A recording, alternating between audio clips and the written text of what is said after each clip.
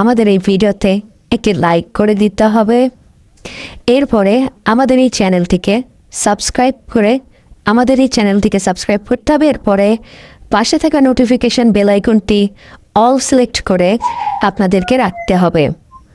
এরপরে ছোট্ট একটি কমেন্ট করে দিতে হবে। কমেন্টে গিয়ে যাওয়ার পরে লিখবেন NICE nice VIDEO nice video লিখে জাস্ট এখানে কমেন্ট করে দিবেন। এরপরেই সেই ভিডিওগুলি দেখতে পারবেন।